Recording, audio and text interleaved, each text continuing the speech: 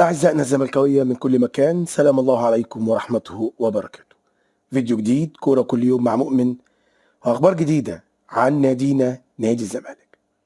في البداية كالمعتاد بسم الله الرحمن الرحيم، والصلاة والسلام على أشرف المرسلين. حن الواحد حزين وحزين جدا جدا جدا، لأن كل يوم وكل ساعة وكل دقيقة بتأكد إن نادي الزمالك النادي العريق صاحب الجماهيرية الكبيرة موجود دلوقتي بدون مجلس إدارة. وأنا كل حزن وكل زعل وبعصر على نفسي ألف ليمونة وأنا بقول شابوه لمجلس إدارة النادي الأهلي برئاسة محمود الخطيب، اللي أدار أزمة مباراة القمة اللي هو سببها وهو اللي مفتعلها بمعلمة. مش هقدر اقول لحضراتكم دلوقتي ان الاهلي هيخرج باقل خسائر، لا، الحقيقه ان الاهلي هيخرج كسبان من ورا ازمه مباراه القمه. اللي هو ازاي؟ اللي بمنتهى البساطه الاهلي بعد كل القصه دي هيشارك الموسم اللي جاي في دوري ابطال افريقيا بنسبه تتعدى 80%. اللي هيحصل كالاتي: الاهلي هيصل للنهائي وبيراميدز هيصل للنهائي. في حال فوز الاهلي على بيراميدز في نهائي دوري ابطال افريقيا، وقتها المركز الثاني هيبقى بدون داعي ولا ليه 30 لازمه، ومش هنخش من وراه دوري ابطال افريقيا. وقتها بس لجنه التظلمات هتطلع وتعلن عن قراراتها بخصم 3 نقاط من الاهلي اللي هو مش عايزهم اصلا. اما في حال فوز بيراميدز فالاهلي لن يخصم منه نقاط. هتقول لي بقى اصل اللجنه مش عارف بتعمل ايه للاهلي، اصلهم خايفين من الاهلي، اصل مش عارف ايه، اصل ايه. هقول لك بمنتهى البساطه، هي دي امكانياتهم وهم عارفين يستعملوها. هم عندهم مجلس اداره قوي، واحنا عندنا اشباه رجال بكل اسف ماسكين مجلس الاداره. انا بجد والله حزين على كل كلمه بقولها، وحزين ان انا اتكلم في يوم من الايام عن نادي الزمالك بالطريقه دي. خلينا نبدا فيديو النهارده، ولكن قبل ما نبدا ارجوكم ادعموا الفيديو بلايك وشير، اشتركوا في القناه، فعلوا علامه الجرس، ويلا بينا. اعلن الاتحاد الدولي لكره القدم فيفا عن ايقاف قيد نادي الزمالك خلال هذه الفتره. وفي التحديث الاخير للاتحاد الدولي تم ادراج اسم نادي الزمالك ضمن الانديه الموقوف قيدها في مصر. جاء تحديث الفيفا الاخير الصادر للانديه المصريه الموقوف قيدها: زمالك، بيراميدز، اسماعيلي، فاركو، وادي دجله، اسوان، استران كامباني. ايقاف القيد ده يا جماعه بسبب مستحقات خالد بوطيب. مين اللي قعد مع خالد بوطيب؟ مجلس الاداره الفاشل. مين اللي جدول مستحقات خالد بوطيب؟ مجلس الاداره الفاشل. مين اللي قال انه هيدفع كل المستحقات في مواعيدها بدون تاخير؟ مجلس الاداره الفاشل. مين اللي تقاعس عن دفع المستحقات في مواعيدها؟ مجلس الاداره الفاشل. مين السبب في ايقاف القيد ده؟ مجلس الاداره الفاشل.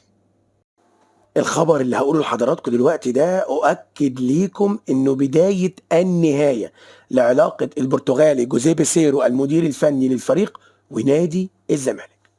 بيسيرو بيعيش حالة من الغضب الشديد داخل نادي الزمالك لاستمرار تسريب أخبار الفريق ومعلوماته الداخلية لوسائل الإعلام، وبيشعر البرتغالي بوجود من يتعمد نقل تفاصيل ما يحدث داخل المعسكرات، سواء فيما يخص خططه الفنية أو قراراته الخاصة باللاعبين، وهو ما يراه أمر يضرب استقرار الأبيض ويعرقل تركيزه بالفترة القادمة، خصوصا أن القلعة البيضاء تخوض مراحل حاسمة في مسابقة الدوري. ويرى المدرب أن مثل تلك التسريبات لا تساعد على بناء فريق قوي، بل تكرس حالة من التوتر وعدم الثقة ما بين أفراد المنظومة. الكلام ده أنا قلته قبل كده على كريستيان جروس، وقلته قبليها على جوزيه جوميز، وأؤكد لحضراتكم إن دي زي ما قلت كده بداية النهاية. تتجه أنظار لجنة تخطيط نادي الزمالك في رحلة تعزيز صفوف الفريق في فترة الانتقالات الصيفية المقبلة للتعاقد مع لاعبين من المغرب، وذلك بناء على النجاح الذي حققه الثنائي المغربي محمود بن طايج وصلاح مصدق مع الفريق. تسعى إدارة الزمالك لدعم صفوف الفريق خلال موسم الانتقالات المقبل بصفقات جيدة على الرغم من قرار إيقاف القيد الصادر من الاتحاد الدولي لكرة القدم. يسعى نادي الزمالك لدعم مركزين أساسيين في تشكيلته خلال فترة الانتقالات الصيفية، وهم مركز المهاجم الصريح والجناح. تشير مصادر من داخل نادي الزمالك إلى أن النادي يفضل التعاقد مع لاعبين من دولة المغرب لشغل هذين المركزين.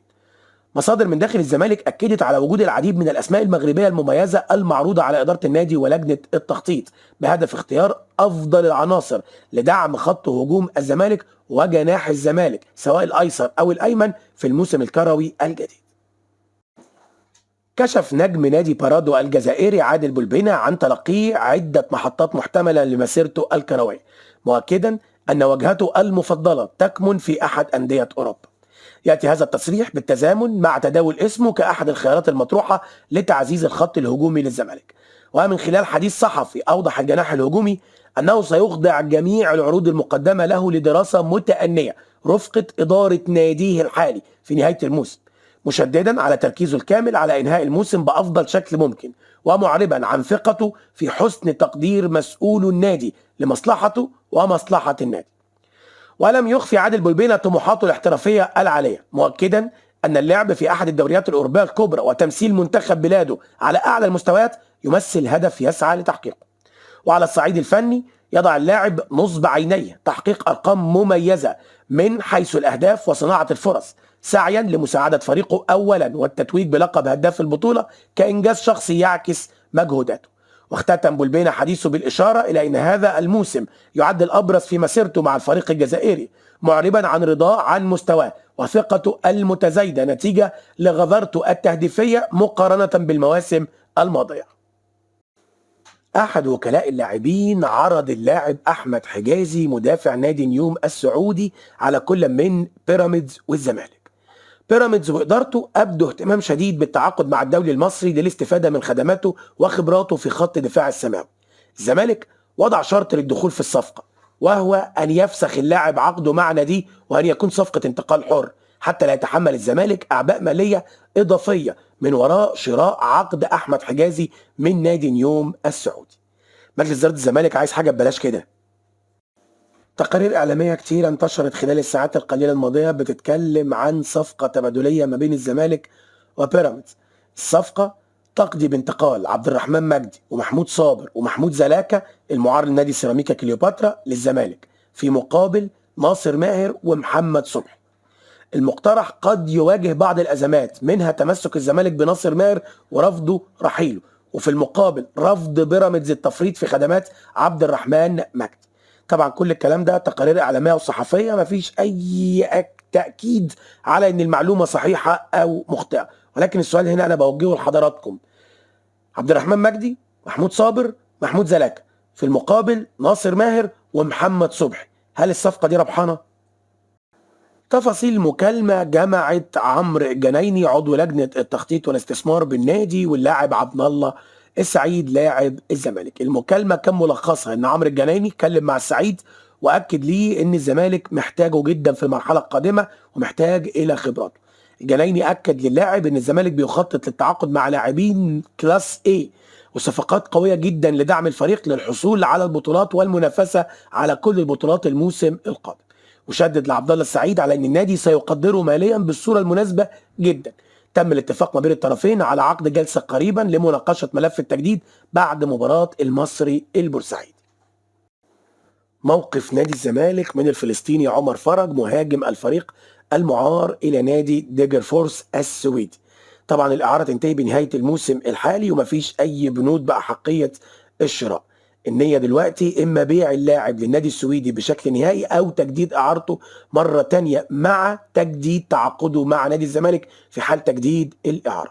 اللاعب متألق بشكل كبير جدا في الدوري السويدي وبينال إشادة الجميع هناك، ويرغب مسؤولو الفريق السويدي في إنهاء صفقة اللاعب لصالحهم.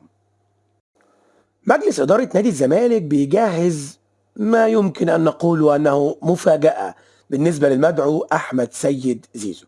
إدارة نادي الزمالك لن تسمح للاعب بالمشاركة في أي لقاء، بل تسعى لتصعيد الأمر من خلال المطالبة بإيقافه 6 أشهر ومنعه بالطبع من اللعب في بطولة كأس العالم للأندية في حال انتقاله رسميا للأهلي. الطرفين بيسعوا من أجل الحفاظ على حقوقهم في هذا الملف مع بقاء يوم الأحد القادم كمحطة حاسمة قبل لجوء الفارس الأبيض إلى تقديم شكوى رسمية ضد اللاعب في اتحاد الكرة وبعدين تصعيد الأمر للكاف ومن ثم الفيفا والمحكمة الرياضية، وده طبعا في حال عدم حضور اللاعب جلسة التحقيق عقب تسلم اللاعب الإخطار الرسمي بخطاب موجه على عنوانه المكتوب في البطاقة والمكتوب في عقده مع نادي الزمالك بعلم الوصول. أحمد فتوح ظهير أيسر فريق كرة القدم في نادي الزمالك قد نشهده في مركز جديد بداية من مباراة المصري البورسعيدي. التفكير دلوقتي لدى الجهاز الفني للفريق بقيادة البرتغالي جوزيه سيرو إن أحمد فتوح يلعب في مركز الجناح. هل بقى الجناح الأيسر بديل لمصطفى شلبي اللي هيموتنا كلنا بالعك اللي هو بيعمله، ولا جناح أيمن بديل للخاين أحمد سيد زيزو اللي ساب الزمالك في توقيت صعب للغاية؟ وده طبعا في حال عدم جاهزية أحمد الجفالي لسه ما نعرفش. شهد ميران الزمالك يوم الأربع جلسة خاصة جمعت نونو فيريرا المدرب المساعد بالجهاز الفني والظهير الأيسر للفريق أحمد فتوح. عقدت الجلسة على هامش الميران والذي أقيم على ملعب النادي بحضور عبد الله طارق مترجم الفريق. وخلال الحوار حرص المدرب على تزويد أحمد فتوح ببعض التوجيهات الفنية الهامة بهدف تطبيقها خلال التدريبات استعدادا للمباريات القادمة. أحمد فتوح بيجهز لمركز جديد. تمخض الجبل فولد فأرا. كنت قلت لحضراتكم ان لجنة استئناف واجتماعها بتاع يوم الاربع ربما يخرج بلا قرارات. اللجنة اجتمعت وقعدنا مستنيين ان القرار يطلع الساعة 4، الساعة 5، الساعة 6، وفين اخيرا اصدرت بيان. البيان قال لجنة الاستئناف تصدر قرارها يوم 8 مايو المقبل.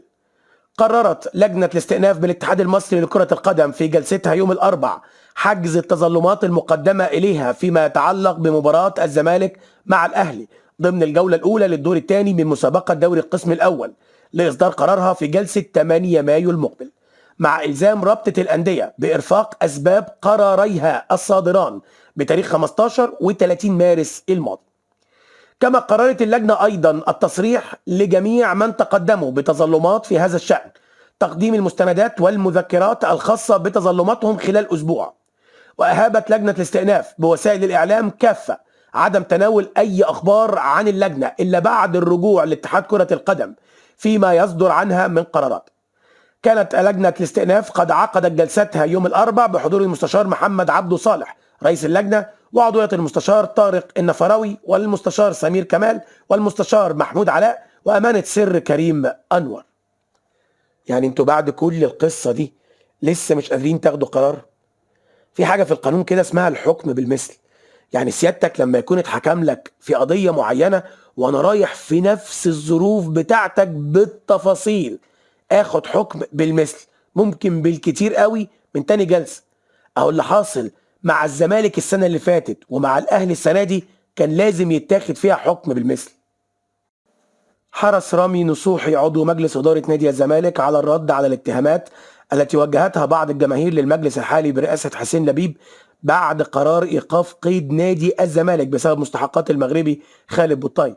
وفي رد مباشر على تساؤل أحد المشجعين الذي اتهم المجلس بالتخاذل في هذه القضية استنكر نصوحي الأمر قائلا: السؤال هل من الطبيعي أن يدفع المجلس الحالي 120 مليون جنيه في قضية بوطاي فقط لفك أزمة القيد؟ هل حدث ذلك من قبل في أي مكان في العالم؟ وأضاف عضو مجلس إدارة الزمالك مستنكرا حجم الديون المتراكمة: نحن مخطئون بالتأكيد، ولكن هل يعقل أن ندفع في عام واحد 5 مليون دولار مديونيات؟ وكشف نصوحي عن وقائع أخرى تكشف حجم الأعباء المالية التي ورثها مجلس الإدارة.